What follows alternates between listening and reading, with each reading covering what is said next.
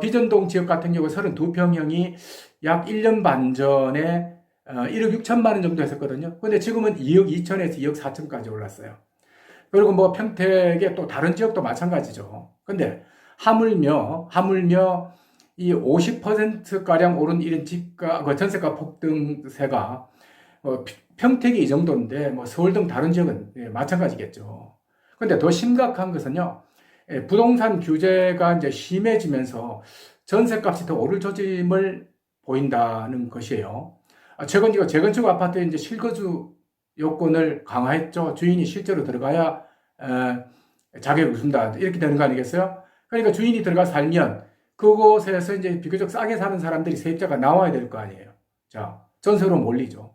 여기다가 지금 이제 전세를 끼고 집을 살 수 있는 그런 이제 문을 사실상 닫아버린 거예요. 그러면 집 못 사잖아요. 실수요자가. 그럼 어디로 가야 되겠어요? 전세로 가야 됩니다. 자, 이렇게 해서 계속해서 전세 수요가 몰리면 어떻게 되겠습니까? 값이 오르지 않겠어요? 전세값이?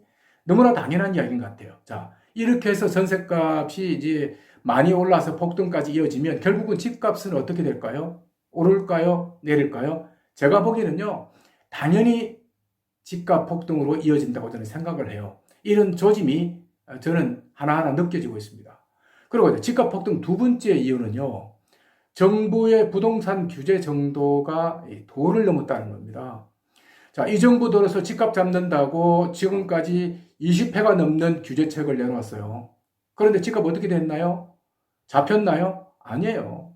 최근 경실련이 발표를 했잖아요. 이런 무차별적인 정부 규제에도 불구하고 이 정부 들어서 집값 같은 경우 서울 집값의 아파트 예를 들면 6억 원짜리가 9억 원까지 올랐다고 그래요.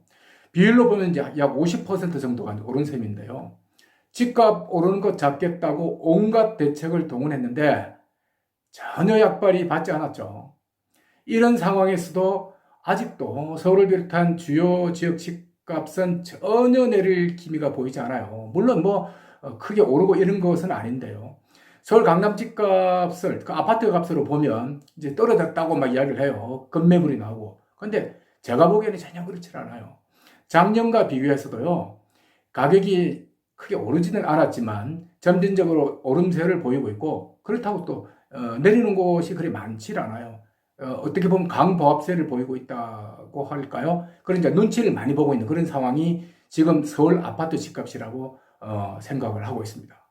그리고 이제 집값 폭등을 할 수 있다는 세 번째 이유가 뭐냐면 정부의 부동산 정책이 수요하고 공급 원칙을 철저하게 외면하고 있다는 거예요.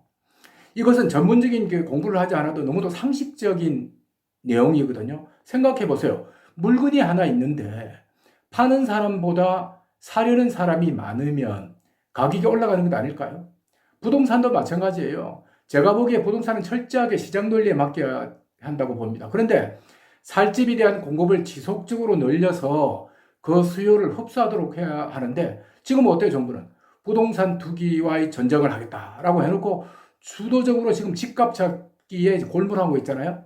근데 정부가 나서서 이런 걸 보면 이제 시장 흐름, 그러니까 부동산 흐름을 이제 틀어막고 있는 것인데요. 그러면 이런 틀어막기가 언제까지 갈 수 있을 것 같아요? 제가 보기에요, 시장을 틀어막으면 막을수록 내부 압력은 점점 더 커지는데, 그러다가 어느 시점에 가서는 그 압력이 터져버린다는 것이죠.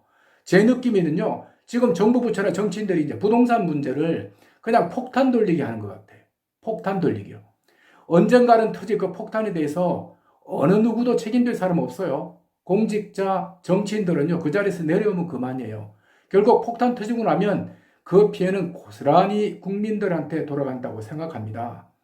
제가 다는컨대요, 정부 정책의 허점이 보이는 어느 시점에 가서는 결국은 서울을 비롯한 주요 지역을 중심으로 부동산 가격이 폭등할 것 같아요. 그러면 어떻게 하는 것이 좋을까요? 제가 보기에는요, 하루라도 빨리 내 집 마련을 서두르는 것이 좋겠다 하는 것이 저희 솔직한 생각이기도 합니다. 어땠습니까, 여러분? 도움이 좀 되셨나요? 오늘은 여기까지만 할게요. 다음에 또 더 좋은 내용으로 여러분 찾아뵙도록 하겠습니다. 고맙습니다.